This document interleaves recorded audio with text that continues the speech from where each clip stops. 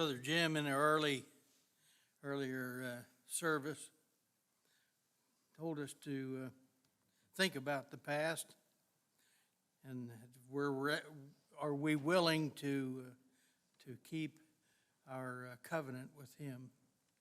So I hope that the words that I can share with you, you will come back from a little trip to the table.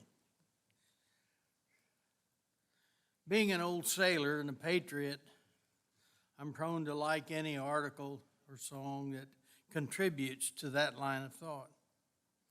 There's a song that tells a story about a young boy sitting on his grandfather's lap as he tells about when in the old country that famine and flood made him want to change his luck and plan to come to the promised land of America.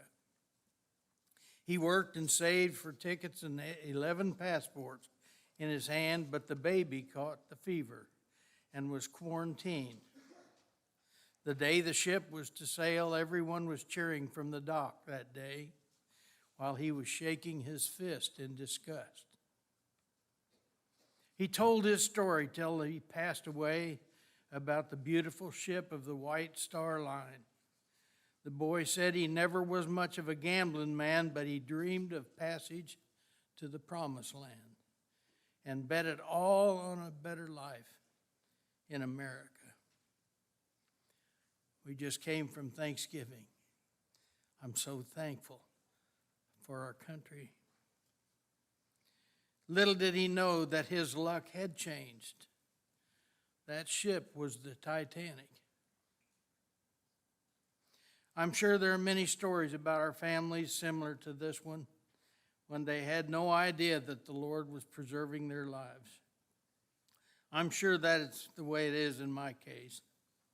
A true story is that on the Titanic there was a man, a Baptist minister. He was from Glasgow, Scotland.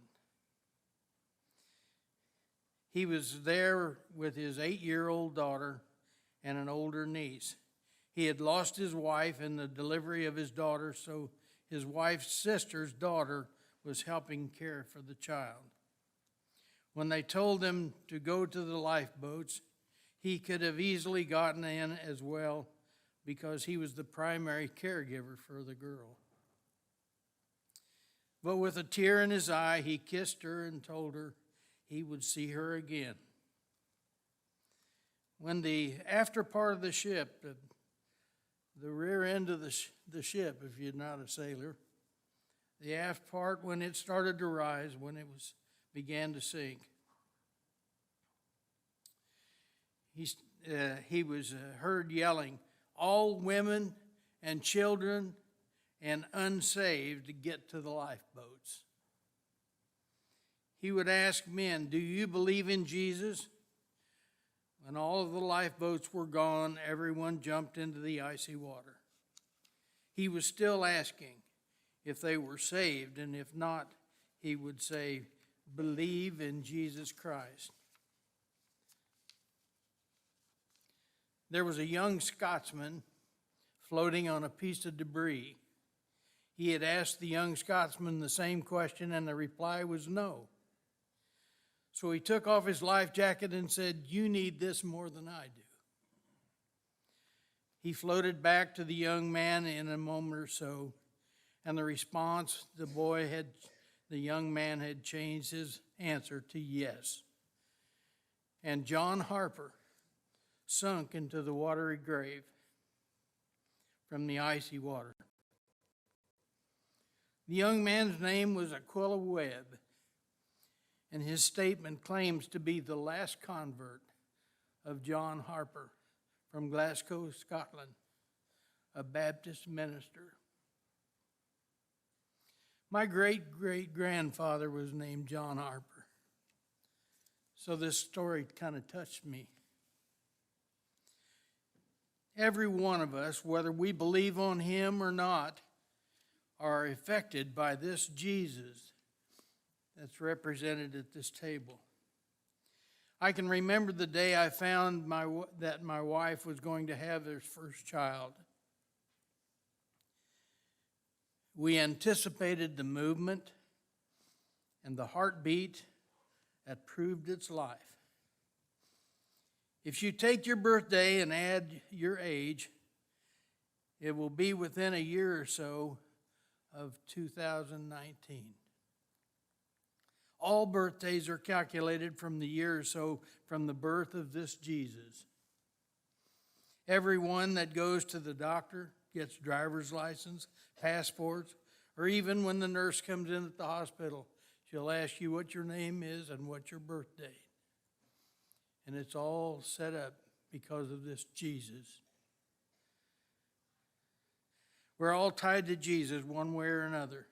The scriptures are full of ways to measure the spiritual condition of our hearts. We are challenged to tell the story, not just the beginning, not just the birth of Jesus, but his life and what he has represented in yours and mine.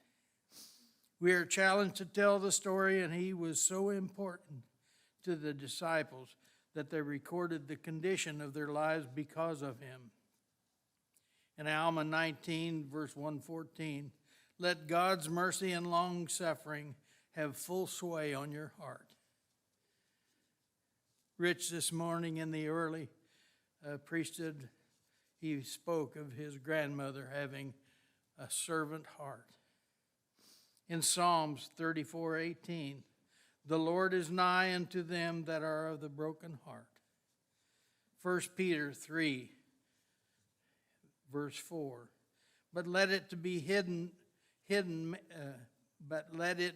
hidden man of the heart in that which is not corruptible, even the ornament of a meek and quiet spirit, which is in the sight of God a great price. Thanks to Michael Barrett in the podcast. He interviewed Jack Higginson.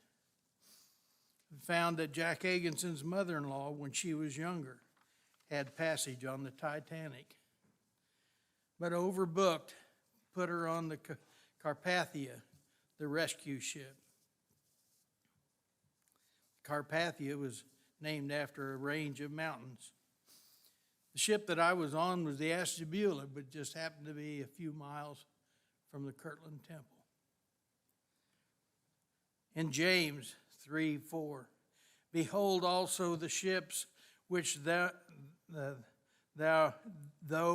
they be so great and are driven of fierce winds, yet are they turned about with a very small helm, whithersoever the governor listeth. The heart is small compared to the rest of the body, but its condition controls our thoughts, controls the love that we have for Jesus. In 1 Samuel 16:7, the Lord told Samuel, look not on his countenance or on the height of his stature, because I have refused him. For the Lord seeth not as man seeth, for man looketh on the outward appearance, but the Lord looketh on the heart.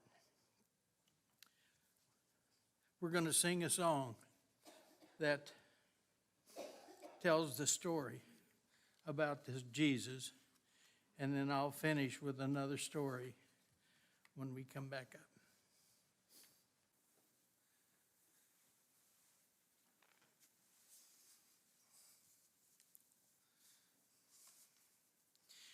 Years ago, there was a little one-room schoolhouse in the mountains of Virginia where the boys were so rough that the teachers hadn't been able to handle them. So a young, inexperienced teacher applied for the job, and the old director scanned and asked, young fellow, do you know that you are asking for an awful beating? Every teacher that we've had for years have had to take one. I'll risk it, he replied. The first day of school came, and the teacher appeared for duty. One big fellow named Tom whispered, "I won't need any help with this one. I can lick him myself." The teacher said, "Good morning, boys. We have come to conduct school." They yelled and made fun at the top of their voices. Now, I want a good school, but I confess that I don't know how unless you help me. I suppose we have a few rules. You tell me and I'll write them on the blackboard. One fellow yelled out, "No stealing." Another yelled out, "On time." Finally, 10 rules appeared on the blackboard. "Now," said the teacher, "a law is not good unless there is a penalty attached. What shall we do with one who breaks the rules?" "Beat him across the back 10 times without his coat on," came the response. "That's pretty severe, boys. Are you ready to stand by it?" Another yelled, "I second the motion," and the teacher said, "All right, we'll live by those rules. Class, come to order." In a day or so, Big Tom found that his lunch had been stolen. The thief was located, a little hungry fellow about 10 years old. "We have found the thief, and he must be punished according to the rule, 10 stripes across the back. Jim, come up here." The little fellow, trembling, came up with a big coat on, fastened all the way to his neck, and pleaded, "Teacher, you can lick me as hard as you like, but please don't take my coat off." "Take your coat off," the teacher said. "You helped make the rules." "Oh, teacher, don't make me." He began to unbutton, and what did the teacher see? The boy had no shirt on, revealed a bony little crippled body. "How can I whip this child?" he thought. "But I must do something if I'm going to keep this school." Everything was quiet as death. "How come you aren't wearing a shirt, Jim?" He replied, "My father died and my mother is very poor. I've only one shirt and she's washing it today, and I wore my brother's big coat to keep me warm." The teacher, with his rod in hand, hesitated. Just then, Big Tom, the one that was going to beat him up, jumped to his feet and said, "Teacher, if you don't object, I'll take Jim's licking for him." "Very well, there is a certain law that one can become a substitute for another. Are you agreed? All of you?"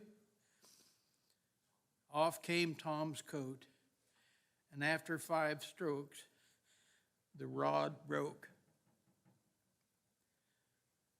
The teacher bowed his head in his hands and thought, "How can I finish this awful task?"